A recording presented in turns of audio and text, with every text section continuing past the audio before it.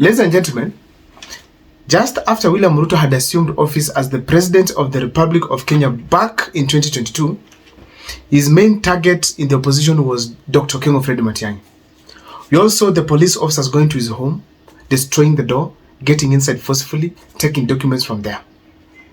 And then, what followed is that Dr. Fred Matiangi was grilled at the DCI headquarters. We can't enter without the car will come. But where we are like it? Songa kidogo, songa kando, utafanya kazi.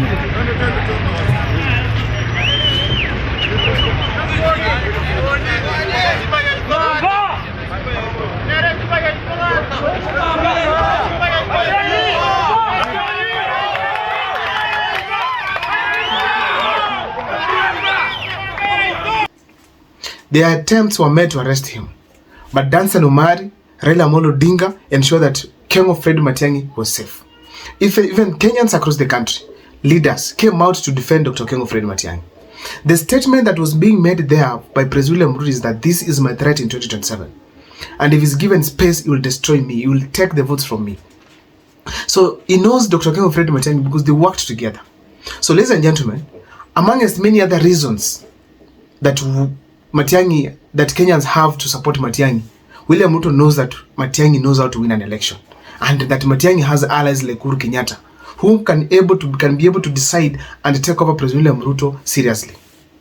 So as we speak today, ladies and gentlemen, we all know that some of the allies of Dr. Fred Matiangi, whom they worked with in the same cabinet back in 2018, actually in 2013 all the way to 2022, whom they worked with in the same cabinet, are in William Ruto's cabinet. One of them, it is Mutahi Kagwe. The other one, actually, of course, it is just Mutahi Kagwe. But the fact remains that some other friends of him, like Nyanjui and Muredi, are also in the government with President William Ruto. What am I trying to drive here? When William Ruto went to visit Uhuru Kenyatta at Ishaweri, his major target was to have Dr. Fred Matiangi under control, which probably Uhuru Kenyatta refused, but most importantly, Matiangi declined.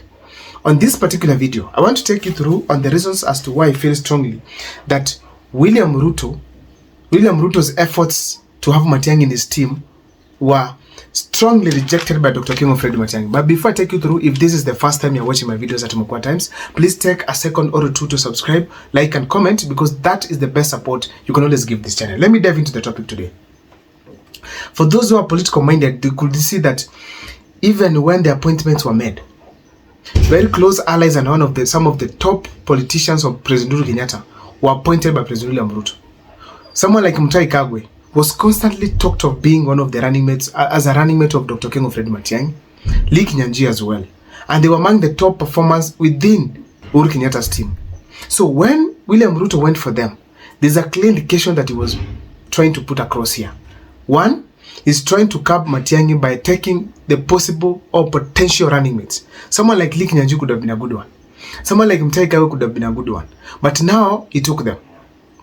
And attempts were made to have Matiangi on board. But Matiangi refused seriously on the basis of these reasons. Number one, the character.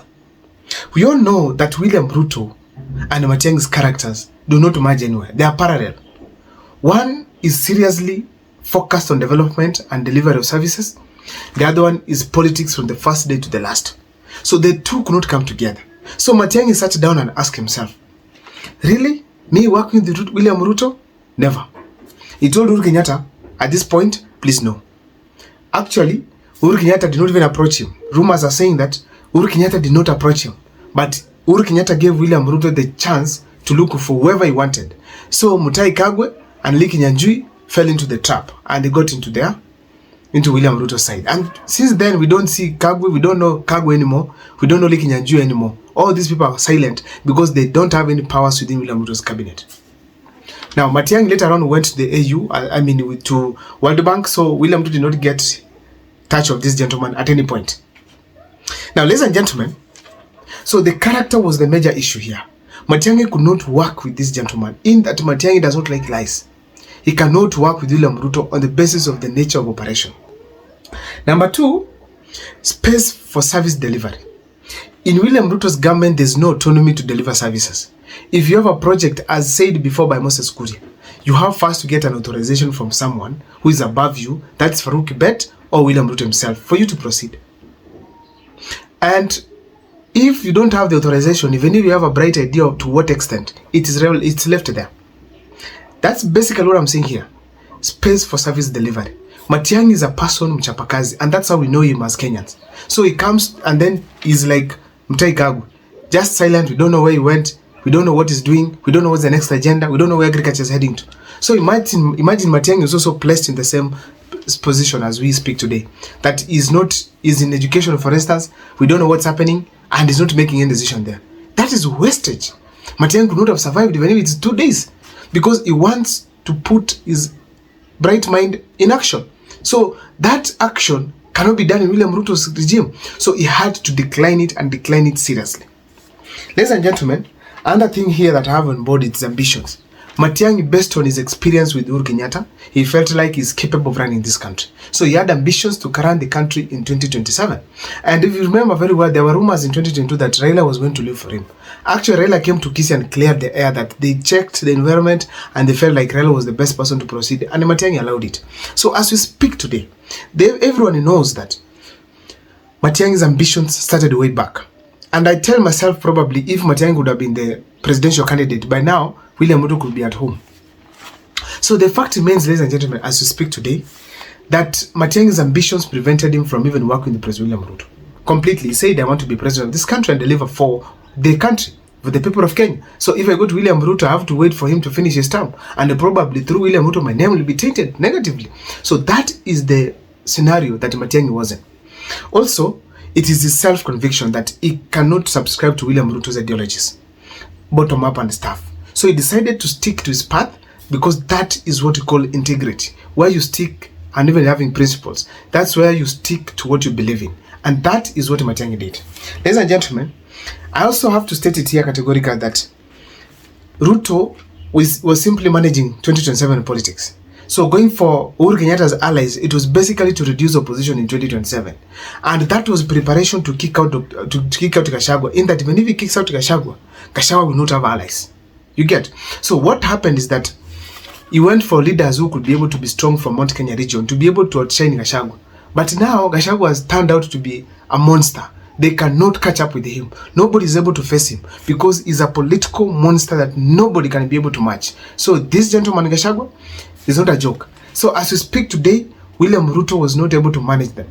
But the fact remains that William Ruto had the intention to manage 2027 by bringing in all those strong allies who could probably counter him in 2027, or even give more energy to the opposition that can take him out.